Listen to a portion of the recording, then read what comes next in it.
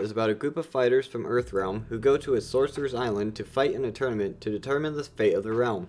It's based on the video game created by Boon and Tobias, and it's known for its ultra-violent fatalities and gore. The only way New Line Cinema would agree to make this is if they didn't make it R and the producers agreed to keep it PG-13. Well, time to find out how watered down a Mortal Kombat movie can be.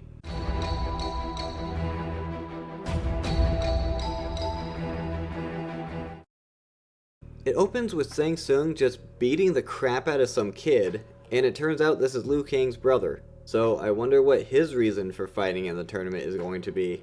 And now Sonya Blade and Jax are hunting Kano in a club in Hong Kong. And Shang Tsung tells Kano to get Sonya to the tournament because he wants her there for some reason. So I guess no one cares that this lady is walking around a club with a shotgun, or that this guy is shooting a gun into the crowd.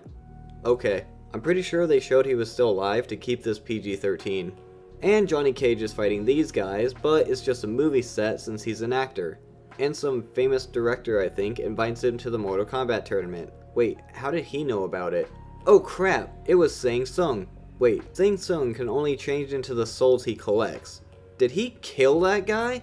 Isn't Raiden supposed to be picking Earthrealm's fighters since he's the defender of Earthrealm?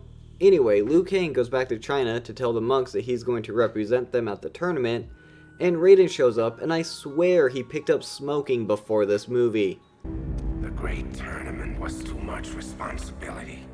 What is with this voice? So now everyone's waiting for the boat, and we're introduced to Art Lee, a professional fighter who doesn't even matter in this movie. And we learn how obnoxious Johnny is. When the ship comes in, could you put these on board? I pay money. You carry the bags. I got it. What a racist douche. Then this old ass boat arrives and Sonya and Jax see Kano get on it, so Sonya follows him but Jax stays behind because I guess this movie didn't need him after all. On the boat, Sonya runs into Shang Tsung while looking for Kano, and he acts all creepy and orders Scorpion and Sub-Zero to attack these three. Hold on, is this the start of the whole them being Shang Tsung's slaves instead of being from rival clans on Earthrealm thing? But anyway, Raiden stops it since fighting before the tournament is strictly forbidden, except no consequences ever happen, so I guess it's not a big deal. Shouldn't these two at least be disqualified or something?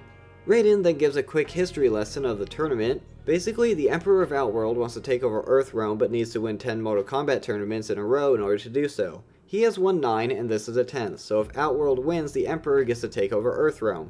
A handful of people on a leaky boat are gonna save the world. Yeah, no pressure though. Why did he laugh like this here?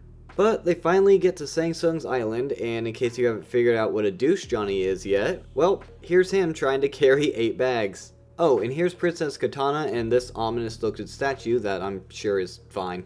Oh geez, never mind. Everyone is having a nice meal, and then these guards flip the table over for a demo fight, which is between Sub-Zero and a random guard. I wonder who's going to win. So the guard starts flailing around for about 20 seconds, lunges at Sub-Zero, gets frozen, and is shattered. And this is as close to gore as this movie is going to get. Later on, these three eavesdrop on Kano, Shang Tsung, and Goro, providing backstory about Katana being the true heir of Outworld's throne and that she was adopted by the Emperor after he took over the realm. Then they leave in the loudest way possible. They start following Katana, but then they lose her. Katana went this way. If she went that way, then why are there still giant spider webs on all the doorways? Then these idiots walk back into the dining room and they get attacked by guards. And they have this really cheesy fight with music from the video game playing in the background. This whole movie is like this, and it's hilarious. The tournament finally starts, and the first match is between Liu Kang and this guy who kind of looks like Keegan-Michael Key. Yeah, guess who wins? And then Shang Tsung takes his soul, so I guess he gets to kill anyone who loses? Okay then. The next fight is between Kano and Sonya, but they're both from Earthrealm. Fighters can only fight for the realm they're born in, regardless of whose side they're on. Don't even get me started on Shang Tsung. Whatever, the point is Sonya wins, and since this has to stay PG-13, she just breaks his neck instead of, you know.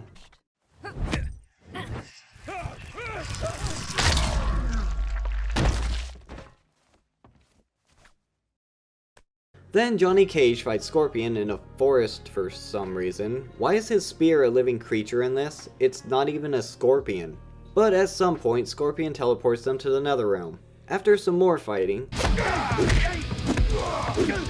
I just love the noises the actors make when doing this. Scorpion takes off his mask to reveal his skull head, and Johnny cuts him with the spear and the shield. I literally don't know why his blood looks like this, or why cutting him starts him on fire and makes him explode like he's Shou Kahn or something. Probably just to keep this PG-13, which is stupid. I guess we're on round 2 now, because Liu Kang is fighting Katana, and she does a half-assed job and gives him a hint for the next fight. To win your next match, use the element which brings life. What? Seriously, couldn't she just say what element it is? Shang Tsung isn't close enough to hear them, their backs are turned, and she wants Liu Kang to win. Wait, are we on round 3 now? How the hell are we on round 3? The other two haven't even fought yet. During this fight, Liu Kang was supposed to do flips down this ramp, but Rob and Shou couldn't do it, so they just had him do this instead.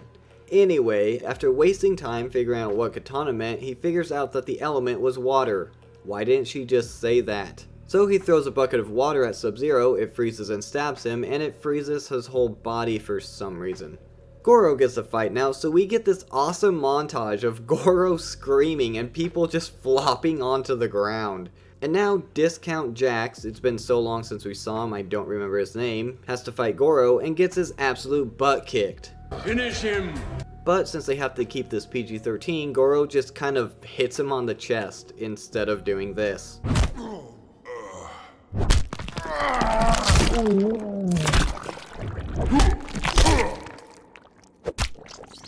Flawless victory.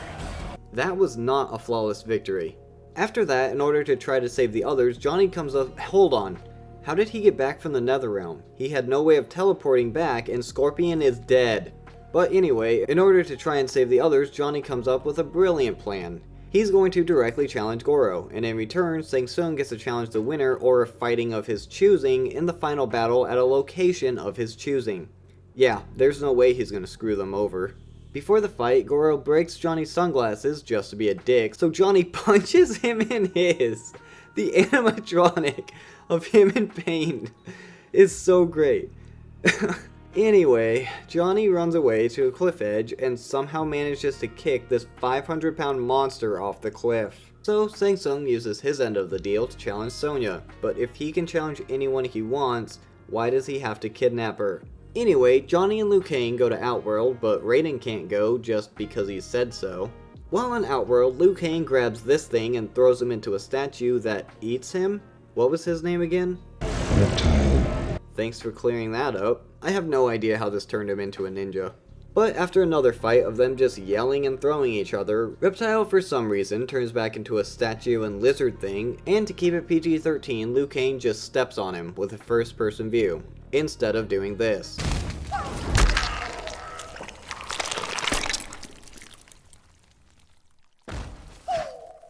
Although Liu Kang is a Shaolin monk, so he's not supposed to kill anyway. Was this the start of them wanting to kill Reptile, the last of his species and everything? Katana escorts them to the Emperor's castle, and tells them her parents were the rulers of Outworld until the Emperor took over, killed them, and adopted her, but I didn't think she was supposed to know this yet. Sonya is being held captive at the castle, but the real question is, who changed her clothes? Anyway, she refuses the challenge, so I guess Outworld wins? But Katana chews out Shang Tsung, so I guess he's gonna fight Liu Kang now. So they have another fight with the music from the game playing. Shang Tsung's lip starts bleeding, so he brings out fighters from past tournaments to fight for him. How is this not cheating? What are the rules of this tournament? No wonder Outworld always wins, they can just do whatever they want. But Liu Kang beats them all and goes to Shang Tsung. And Shang Tsung changes into his brother Chan right in front of him, and his dumbass believes it. I understand this is his dead brother, but come on. So while Chan, distracts Liu Kang, these spikes pop up out of the ground. And Liu Kang stops being an idiot, so they fight, and instead of just throwing him into the spikes like a smart villain, Shang Tsung messes around and ends up on the spikes himself because of it. And they almost show it, but you know, God forbid a Mortal Kombat movie gets rated R.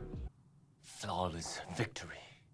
That wasn't even close to a flawless victory. So he dies, turns into a skeleton, and all the souls are released, including Liu Kang's brother, who for some reason has a physical body now. And now for whatever reason, Shang Tsung's body is back to normal for the rest of the scene. Couldn't they have just used a skeleton dummy for this?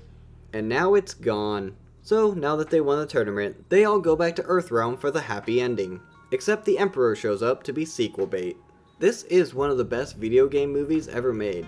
The story stays relatively close to the lore of the video game, except for a few things. Like Scorpion and Sub-Zero don't start off as Shang Tsung's slaves, and Katana originally didn't know about her real parents until after the tournament. I don't understand the decision to keep this PG-13 though. I get the studio wanted to make this as low risk as possible, especially with the low performance of video game movies at the time, but this is a video game that is known for its violent content. I feel like it could have benefited from an R rating, but keeping it PG-13 didn't ruin it. The producers did a great job on working within the confines the studio gave them. The acting is alright for the most part, but not great. Robin Shou makes a good Liu Kang. He can act cocky and arrogant, or even angry and serious when he needs to. Bridget Wilson-Sampras is okay as Sonya Blade, but there are times when her voice sounds flat and monotoned. Christopher Lambert does a good job with his mannerisms and acting like Raiden, but his voice just bothers me. It sounds like he's been smoking for 20 years, and he does this weird laugh at the most unnecessary times. I'm gonna butcher this guy's name. Hiroki Tagawa, I'm sorry, I don't know how to pronounce that. Anyway, he's great as Shang Tsung and is by far the best actor in this movie. The visual and practical effects were great for their time. The ice effects from Sub-Zero has great detail and almost looks like ice. Scorpion's effects look fake by today's standards, but looked good for 1995. The spear creature looks alright, and his skull and fire effects actually look like they're from the video game. Goro's practical effects are fantastic. The puppet looks pretty close to an actual creature, and the puppeteers do a great job moving him around. I think his face just looks off though, it comes off as creepy, but that actually works for the character. It's a really good video game movie, even if it did steal half my name 28 years before I thought of it. Don't forget to do the YouTube stuff, and thanks for watching.